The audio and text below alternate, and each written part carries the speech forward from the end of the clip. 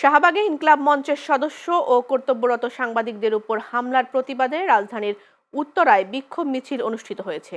শুক্রবার রাতে আজাদী যাত্রার উদ্যোগে উত্তরার শহীদ মীর মুগ্ধ মঞ্চ থেকে বিক্ষোভ মিছিলটি বের হয়ে আশপাশের গুরুত্বপূর্ণ সড়ক প্রদক্ষিণ করে।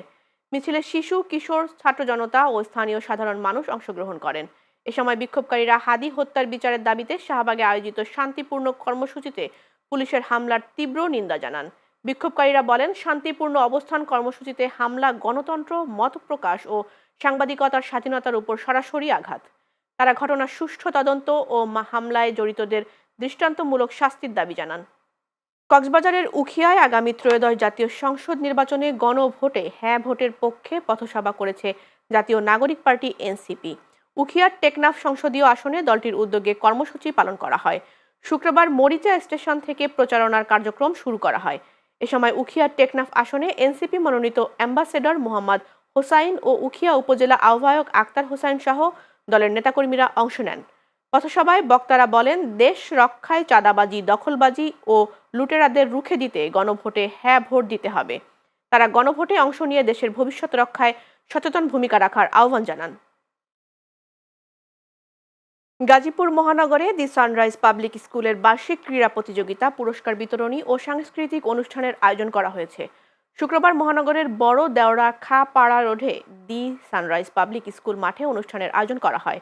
স্কুলের প্রতিষ্ঠাতা পরিচালক কামাল উদ্দিন শরীফের সভাপতিত্বে অনুষ্ঠানে প্রধান অতিথি ছিলেন টঙ্গী পশ্চিম থানা বিএনপির সিনিয়র যুগ্ম আহ্বায়ক মোহাম্মদ জাহাঙ্গীর আলম।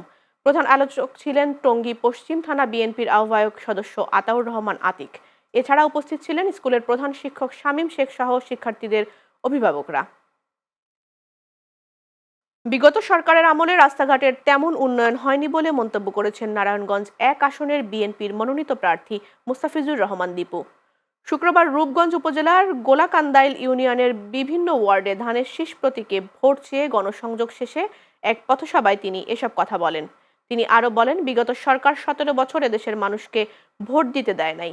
আগামী ১২ ফেব্রুয়ারি এদেশে নির্বাচন অনুষ্ঠিত হবে, সবাই নিজেদের ভোট প্রয়োগ করতে পারবে। এ সময় উপস্থিত ছিলেন রূপগঞ্জ উপজেলা বিএনপির সহযোগী সংগঠনের নেতাকর্মীরা।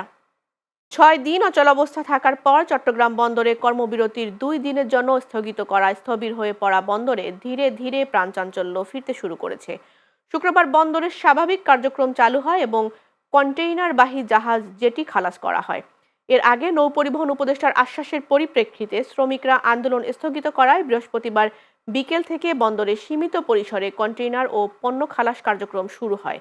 তবে দাবি পূরণ না হলে রোববার থেকে পুনরায় কর্মবিরতি শুরু হবে বলে জানিয়েছে শ্রমিকরা। বৃহস্পতিবার চট্টগ্রাম বন্দরে ভবনের বার্থিং রুমে নৌপরিবহন উপদেষ্টার সঙ্গে সংগ্রাম পরিষদের নেতাদের বৈঠক অনুষ্ঠিত হয়। এ সময় সংগ্রাম পরিষদের সমন্বয়ক মোহাম্মদ হুমায়ুন কবির জানান, রমজান মাস সহ সার্বিক পরিস্থিতি বিবেচনায় শুক্রবার ও শনিবার কর্মসূচি স্থগিত রাখার সিদ্ধান্ত নেওয়া হয়েছে। এই ২ দিনের মধ্যে উপদেষ্টা সব বিষয়ে সিদ্ধান্ত জানাবেন বলেও আশ্বস্ত করেছেন। ত্রয়োদশ জাতীয় সংসদ নির্বাচনকে সামনে রেখে গাজীপুর কালীগঞ্জ উপজেলার গাজীপুর ৫ আসনে নির্বাচনী জনসভা অনুষ্ঠিত হয়েছে। শুক্রবার বিকেলে কালীগঞ্জ উপজেলার জামালপুর ইউনিয়নের চোপাইর উচ্চ বিদ্যালয় মাঠে জনসভা অনুষ্ঠিত হয়। বিএনপি মনোনীত ধানের শীষ প্রতীকের প্রার্থী ফজলুল হক মিলনের সভাপতিত্বে নির্বাচনী জনসভায় প্রধান অতিথি ছিলেন বিএনপি চেয়ারম্যানের উপদেষ্টা সৈয়দ মোয়াজ্জেম হোসেন আলাল। তিনি বলেন, ধানের শীষের সঙ্গে বাংলাদেশের কৃষকের ও শ্রমিকের অস্তিত্বের সম্পর্ক রয়েছে, সেটা আর অন্য কোনো প্রতীকের ভেতর নেই।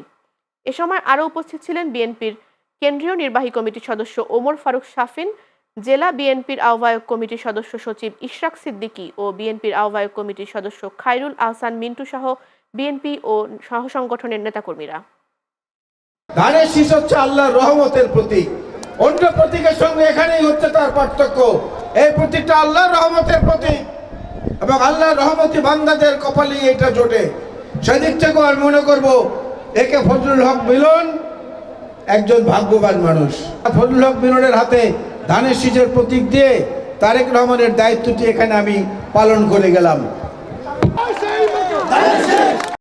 নির্বাচনে জামায়াতের বিজয়ের মাধ্যমে আগামীর বাংলাদেশ হবে ইনসাফের ও ন্যায়ের বলে মন্তব্য করেছেন ঢাকা বিশ্ববিদ্যালয়ের ভিপি সাদিক কায়েম।